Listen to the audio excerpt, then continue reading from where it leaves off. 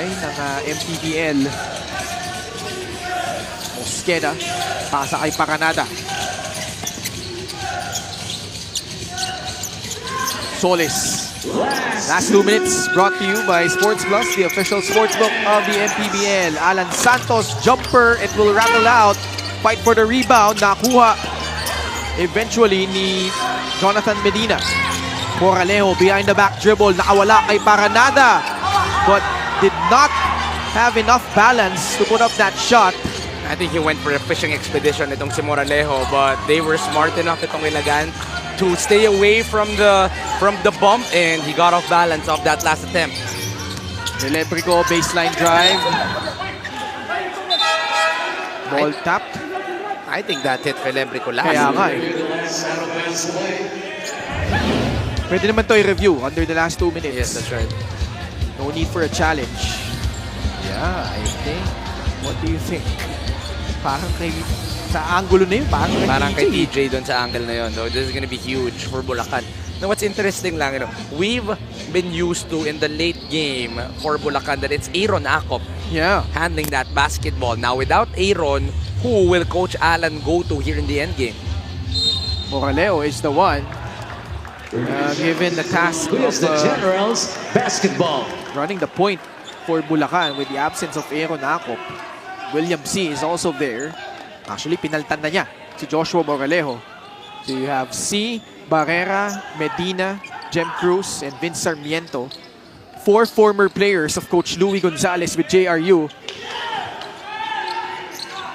4 former heavy bombers alongside a former Red Warrior in Jem Cruz. William C. put some speed on, pulls it back out, and reset their offense. Guarded by Gino Mosqueda. Both teams in penalty. Jem Cruz, pinilit yung tres off the side of the backboard. Thought he got fouled. Bola babalik sa Ilagan, Isabela. Oh, they really wanted that flare screen para dito kay Jem Cruz. They wanted to take the lead. That was a big play, but well read by TJ Celebrico. Bulacan needs a stop. Pacanada thought about it. Solis off the dribble. Cut off by Jem Cruz. Pacanada with 6 on the shot clock.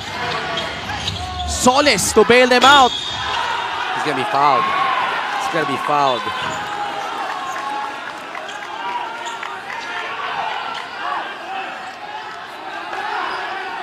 Steal of the game brought to you by the Extreme Boom 3 waterproof speaker.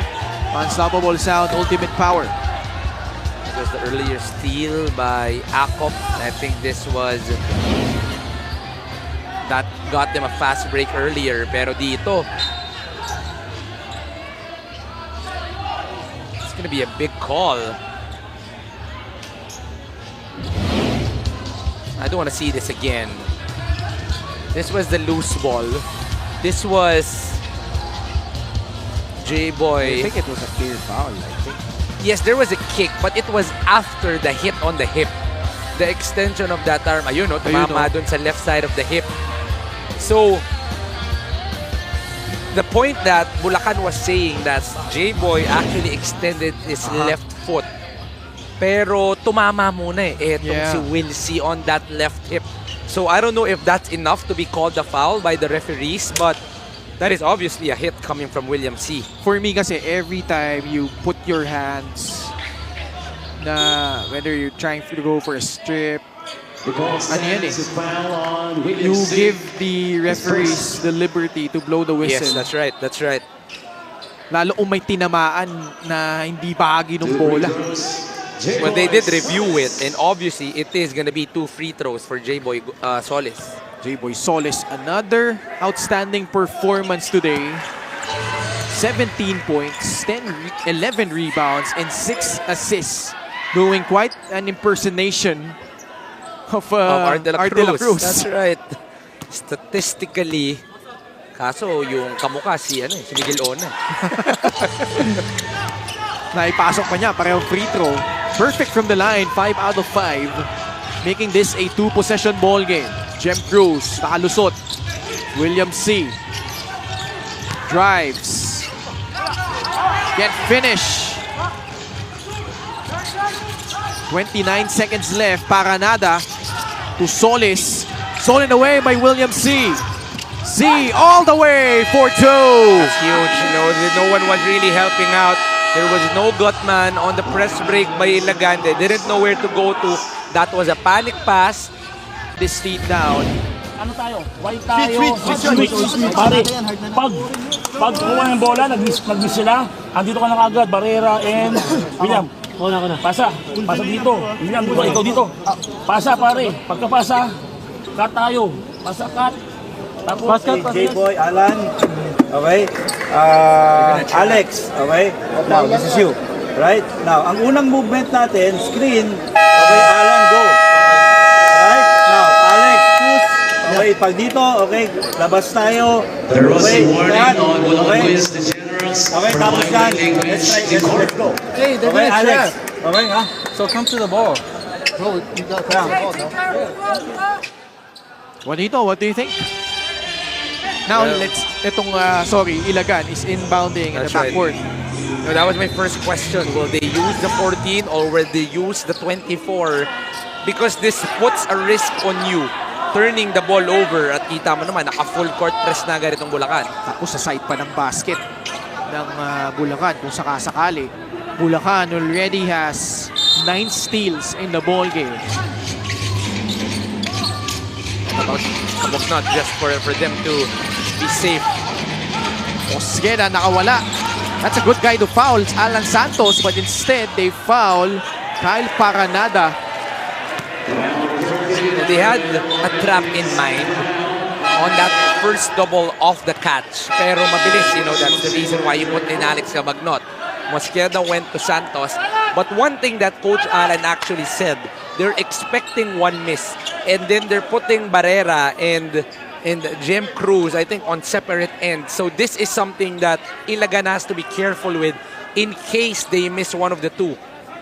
Paranada though, a 92.3% free throw shooter coming in. Today, 5 out of 6. 27 points, including 4 out of 4 from 3. Big free throws though for Paranada. Rattles in the first. The sole reason why they were able to come back in the ball game is Kyle Paranada. 28 points in the ball game. Paranada calmly sinks both. Coach Alan Salansang will use his final timeout. 2-possession ball game for the Ilagan Isabela Cowboys. Will return after this short break. Bulacan, no more timeouts. We'll have to make a quick basket here. 13.2 seconds left, down by 2 possessions. Cowboys seeking their 3rd straight victory after 4th straight losses. Defensive substitution here. Gumaro and Felebrico will stretch out the floor. Cruz will trigger it in. Naghanap ng papasahan. Bola na tapik palabas ni TJ Felebrico.